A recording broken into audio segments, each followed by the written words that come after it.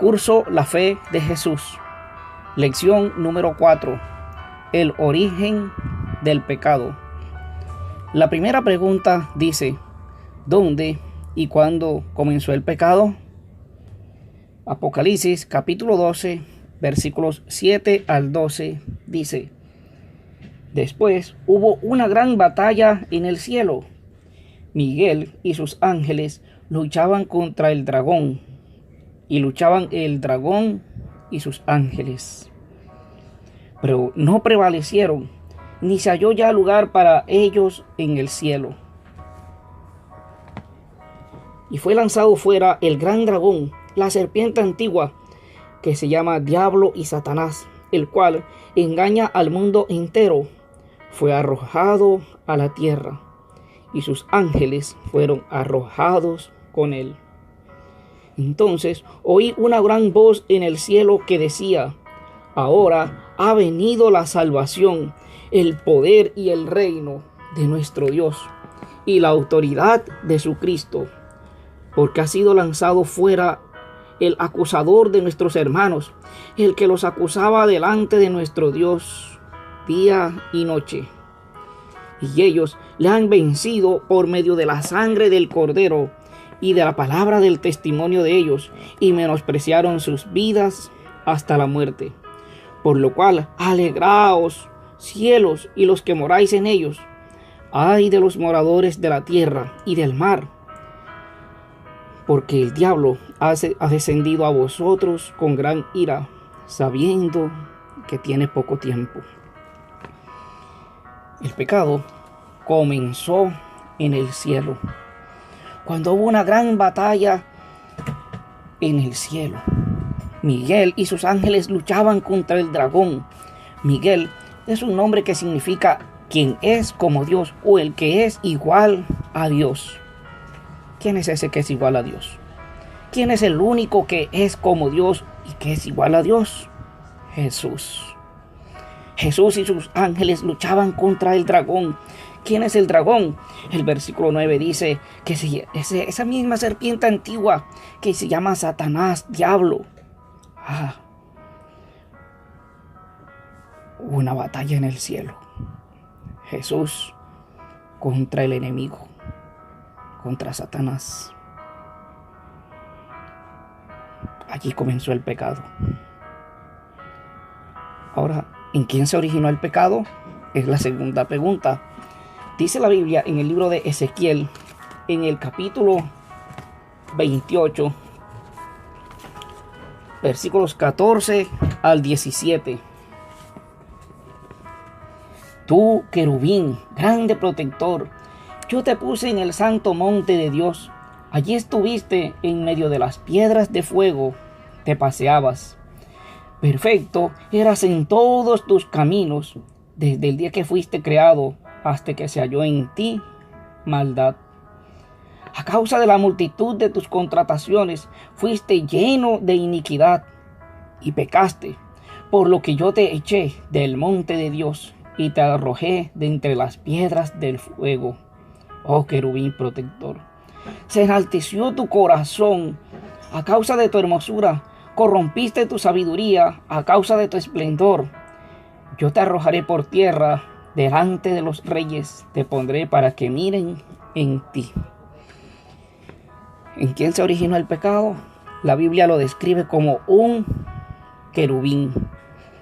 Recordemos que existen los querubines, los serafines, los arcángeles, los ángeles. Bueno, Satanás, antes de convertirse en Satanás, era un querubín. ¿Cómo nació el pecado en su corazón? No hay explicación. Tratar de explicarlo es tratar de justificar al pecado, porque dice la Biblia que era un ser perfecto. Era acabado en hermosura, pero corrompió su corazón. ¿En quién se originó el pecado? En un querubín. Ahora, vamos a ver qué dice la Biblia acerca de cómo llegó el pecado acá a la tierra. La pregunta es: ¿qué señal de obediencia dio Dios a Adán y Eva? Génesis capítulo 2, Versículos 15 al 17. Tomó pues Jehová Dios al hombre y lo puso en el huerto del Edén para que lo labrara y lo guardase. Y mandó Jehová Dios al hombre diciendo: de todo árbol del huerto podrás comer, mas del árbol de la ciencia del bien y del mal no comerás, porque el día que de él comieres, ciertamente morirás. ¿Qué señal de obediencia le dio Dios a Adán y Eva? No comer del árbol de la ciencia del bien y del mal. Ellos tenían permiso, licencia para comer de todos los árboles, pero solamente había uno que no debían comer. Ahora, ¿en qué consistió el primer pecado? Dice la Biblia en Génesis capítulo 3, versículos 1 al 6.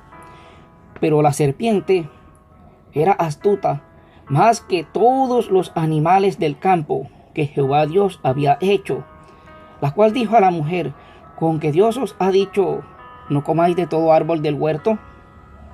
Y la mujer respondió a la serpiente: del fruto de los árboles del huerto podemos comer, pero del fruto del árbol que está en medio del huerto, dijo Dios, no comeréis de él, ni le tocaréis, para que no muráis.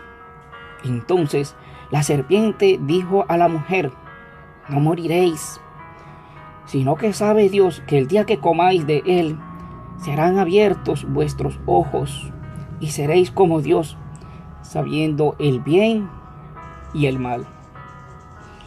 Y vio la mujer que el árbol era bueno para comer, y que era agradable a los ojos, y árbol codiciable para alcanzar la sabiduría. Y tomó de su fruto y comió, y dio también a su marido, el cual comió así como ella. ¿En qué consistió el primer pecado?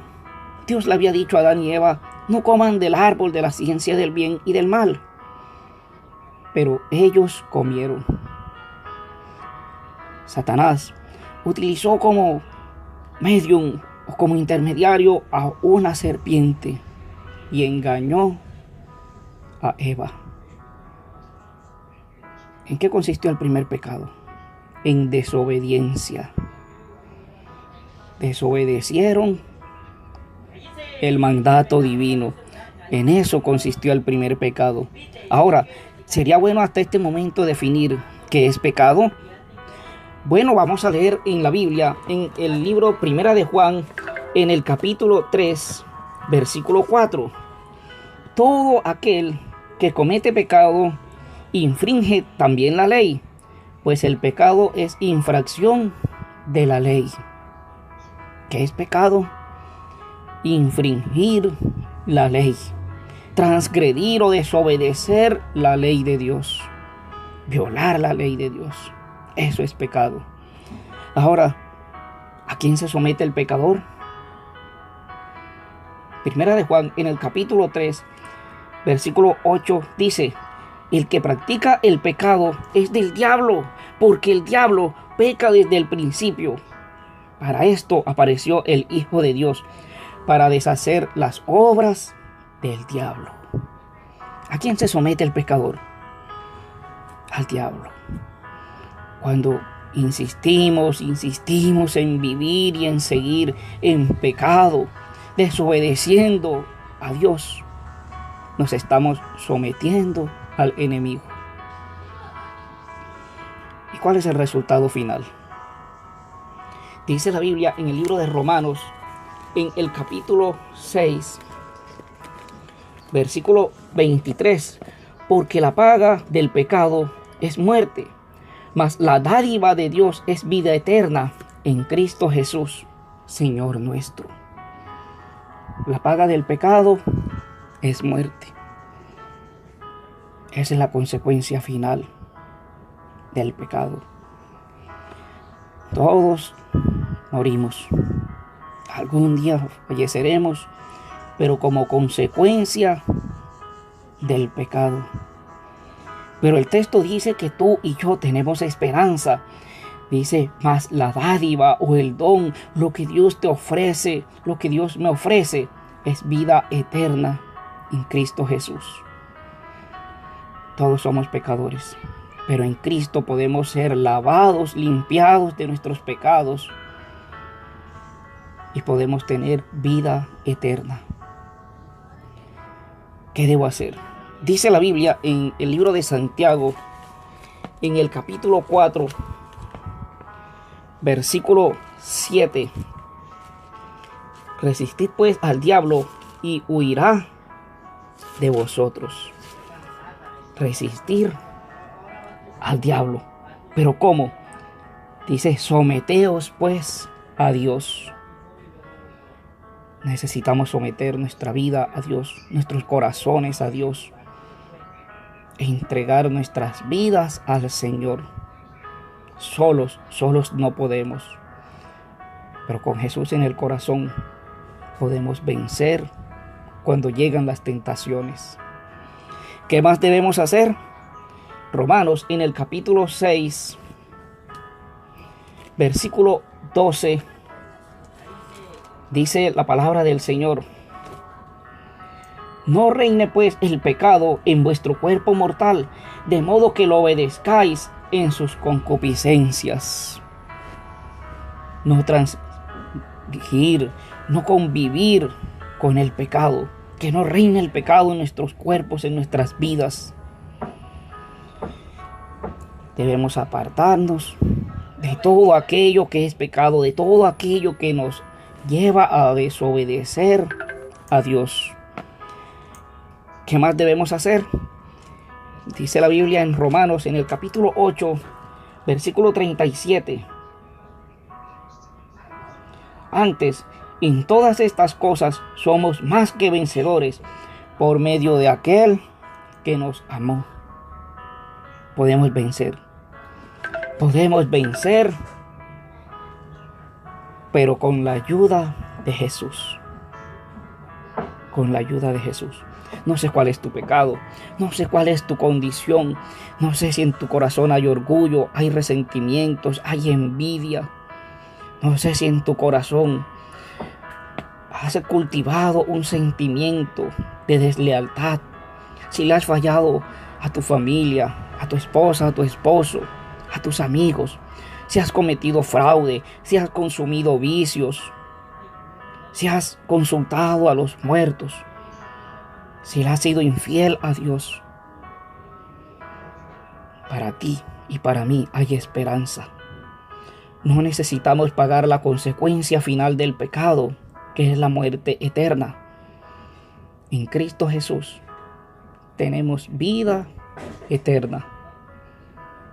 Entreguemos nuestras vidas al Señor y tendremos vida eterna.